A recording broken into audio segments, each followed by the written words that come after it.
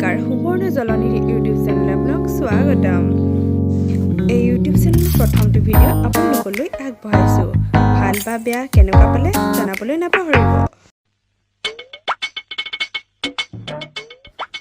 এই ফোনটো ৰিচিভ কৰা নাই কাৰ লগত বিজি পিছে গানটো বাৰু ভালেই লাগিছে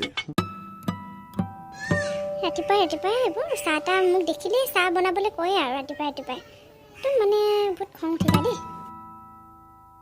ফুৰিবলৈও বহুত দিন যাব পৰা নাই এইবোৰ কৰোণানো কেতিয়ানো যায় ফুৰিবও যাব পৰা নাই একদম মোৰ চোৰ গৰম হৈ গৈছে হেল্ল'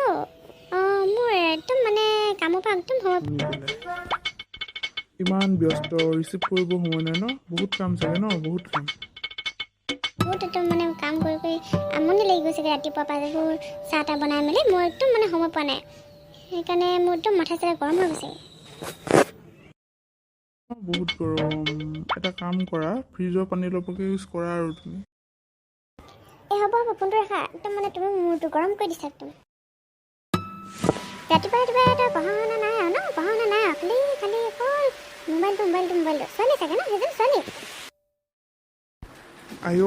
সৰস্বতী ৰাতিপুৱা তই একদম মানে মোৰটো গৰম কৰি দিওঁ আৰু মোৰ ভাগৰ দেই তয়ো সেই তাই গোটেই মোৰটো একদম গৰম কৰি দিওঁ মোৰ ভাগৰ পঢ়িম নহয় মই